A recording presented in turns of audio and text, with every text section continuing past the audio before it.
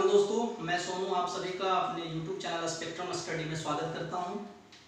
आज हम लोग इस वीडियो में कवर करेंगे आधुनिक क्वांटम सिद्धांत और प्रकाश से संबंधित कुछ परिभाषाएं।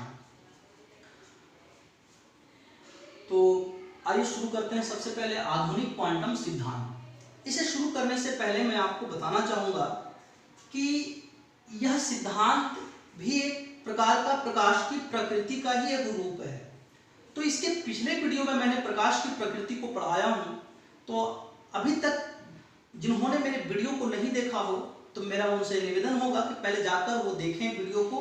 उसके बाद आप जब ये देखोगे तो वो एक सीरीज बन जाता है, तो आपको ज़्यादा समझ में आएगा। पिछले वीडियो में मैंने बताया था कि प्रकाश विद्युत चुंबकीय तरंग का एक रूप है और वह अनुप्रस्थ तरंग के रूप में गमन करता है।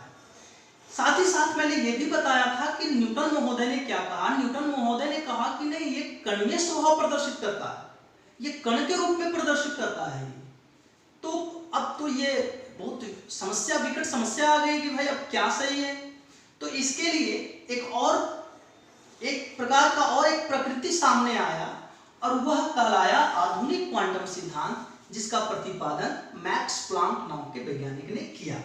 उन्होंने बताया कि प्रकाश कणिका स्वभाव और तरंगीय स्वभाव दोनों तरह के स्वभाव प्रदर्शित करते हैं। न्यूटन महोदय की बात भी सही हो गई और हाइगन्स महोदय ने जिन्होंने तरंगीय स्वभाव को प्रतिपादित किया था, उनकी बात भी सही हो गई। तो मैक्स प्लांक ने आधुनिक क्वांटम सिद्धांत बताया और उन्होंने बताया अपने सिद्धांत में कि प्रकाश कणिका और तरंग दोनों तरह के स्वभाव को प्रदर्शित करते हैं। तो अब सवाल है कि क्या प्रकाश जब चाहे तब तरंगीय स्वभाव प्रदर्शित कर लेगा, जब चाहे तब कणीय स्वभाव प्रदर्शित कर लेगा? जी नहीं। उन्होंने इसको डिफाइन किया। उन्होंने बताया कि जब प्रकाश गमन करे तो उस समय वह तरंगीय स्वभाव प्रदर्शित करता है, और जब प्रकाश उत्सर्जित हो या अवशोषित हो तो वो उस समय कणीय स्वभाव प्रदर्शित करता है। ठीक है, तो ये था आधुनिक क्वांटम सिद्धांत, मैक्स प्लांक ने दिया। उन्होंने बताया कि प्रकाश कणिका और तरंग दोनों तरह के स्वभाव प्रदर्शित करते हैं। गमन के समय तरंगीय स्वभाव प्रदर्शित करते हैं और उत्सर्जन या अवशोषण के समय कणिका स्वभाव प्रदर्शित करते हैं। अब है कि तरंगीय स्वभाव में कौन कौन सी घटनाएं घटित होती हैं और कणीय स्वभाव में कौन कौन सी घटनाएं घटित होती हैं। अब चूंकि ये घटनाएं बहुत महत्वपूर्ण है, प्रकाश जब हम पढ़ रहे हैं तो इन घटनाओं के बारे में पढ़ना पड़ता है। तो यहाँ हम लोग सिर्फ इसका संक्षेप में हम लोग समझेंगे, क्योंकि इसके आगे के चैप्टर में इसे विस्तृत रूप में पढ़ना है। तो तरंग स्वभाव में कौन सी घटनाएं घटित हो रही है? प्रकाश का परावर्तन, अपवर्तन, विवर्तन, व्यतिकरण आदि में और भी है, जैसे ध्रुवन है, वर्ण विक्षेपण है, प्रकीर्णन है। ये तरह बहुत सारी घटनाएं हैं जो प्रकाश से संबंधित है। और ये सारी जो घटनाएं हैं वो किस स्वभाव में है? तरंगीय स्वभाव में है। क्यों तरंगीय स्वभाव में है ये अभी पता चल जाएगा। अभी मैं जब बताऊंगा, इसके संक्षेप में जब मैं बताऊंगा तब। तो आइए सबसे पहले परावर्तन के बारे में समझते हैं। परावर्तन क्या है? आप इससे पूर्व में परिचित हैं, क्योंकि प्रकाश के परावर्तन के कारण ही हम किसी वस्तु को देख सकते हैं। तो प्रकाश का परावर्तन क्या है कि जब प्रकाश की किरणें किसी एक माध्यम में पड़ने वाले अवरोधक से टकराकर उसी माध्यम में जब लौट जाती हैं तो यह घटना प्रकाश का परावर्तन कहलाता है। देखते भी हम ऐसे ही है, प्रकाश स्रोत से जो किरणें निकलती हैं किसी वस्तु से टकराकर, जब वह पुनः हमारी आंखों में टकराकर परावर्तित होकर हमारी आंखों तक पहुंचती है, तब हम उस वस्तु को देख सकते हैं। तो यह घटना प्रकाश का परावर्तन है। अपवर्तन क्या है कि जब प्रकाश की किरणें एक माध्यम से दूसरे माध्यम में प्रवेश करती है। माध्यम क्या? जैसे जल और हवा, जैसे जल और कांच, ये माध्यम है। अलग अलग माध्यम सघन भी हो सकता है, माध्यम विरल भी हो सकता है। ये अपवर्तन भी हमें इसके नेक्स्ट चैप्टर में, हमें 10th क्लास के ही नेक्स्ट चैप्टर में प्रकाश का अपवर्तन भी पढ़ना है।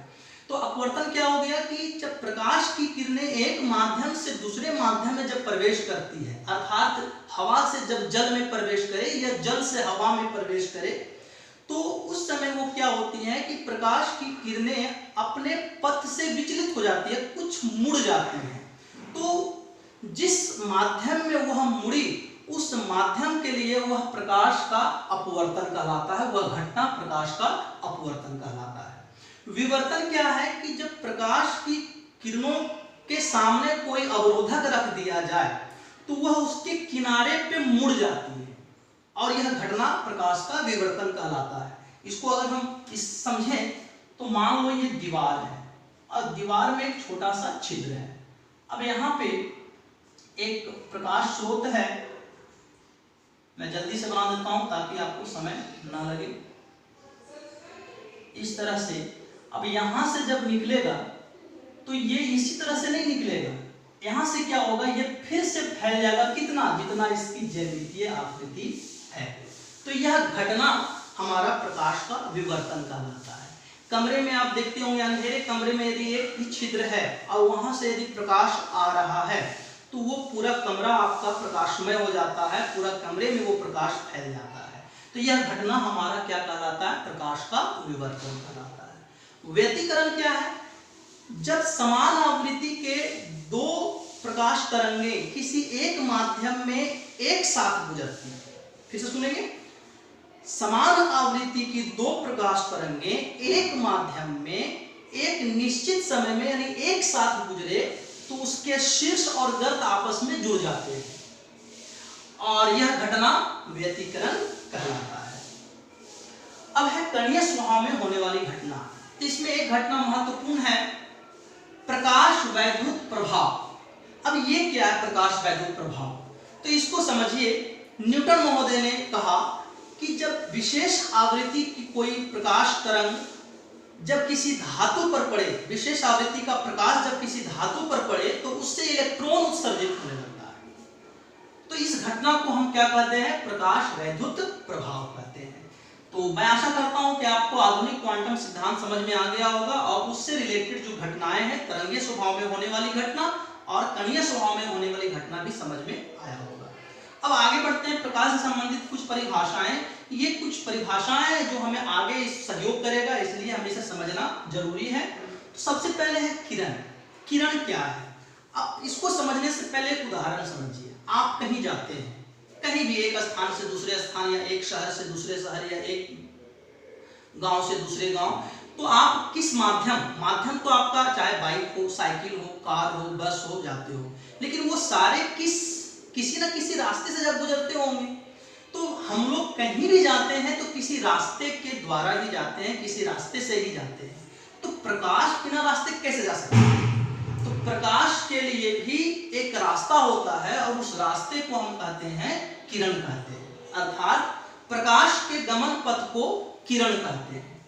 अब किरण पुंज क्या है, अब किसी प्रकाश स्रोत से एक किरण थोड़ी निकलेगा, बहुत सारे किरण निकलते हैं। तो बहुत सारे किरण जब एक पथ से गुजरे तो उन किरणों के समूह को क्या कहेंगे, किरण पुंज कहेंगे। पुंज का मतलब क्या, समूह, गुच्छा में। तो जब बहुत सारे किरणें आपस में एक साथ जब चल रही हो तो वे किरण पुंज कहलाते हैं। ये तीन प्रकार के होते हैं, समांतर किरण पुंज, अभिसारी किरण पुंज और अपसारी किरण पुंज। परिभाषा आप इस नाम से ही परिभाषा आप लिख सकते हैं, याद करने की कोई जरूरत नहीं है। समांतर मतलब क्या, किरण पुंज, जब जो किरणें निकल रही हैं, बहुत सारी किरणें, यदि वे एक दूसरे के समानांतर गुजर रही हैं तो वैसे किरण पुंज को हम लोग समांतर किरण पुंज कहेंगे। परिभाषा हो जाएगी कि इसमें किरण पुंज की किरणें समांतर होती हैं। अभिसारी किरण पुंज क्या है, अभिसारी समझिएगा, अभिसारी का मतलब होता है कहीं पर जाकर एक हो जाना, अर्थात जब अलग अलग दिशाओं से किरण पुंज निकलकर किसी एक बिंदु पर जाकर मिल जाते हो या केंद्रित हो जाते हो, तब वैसे किरण पुंज को हम क्या कहते हैं, अभिसारी किरण पुंज कहते हैं। आप चित्र ये देख सकते हैं, ये अभिसारी किरण पुंज का चित्र है। अब इसमें देखिए अलग अलग दिशाओं से किरणें जा रही हैं और एक बिंदु पर जाकर मिल रही हैं, ये हो गया अभिसारी। तीसरा है अपसारी। अब अभिसारी का उल्टा अपसारी। अपसारी क्या होगा कि एक बिंदु से फैलते हुए नजर आते हैं।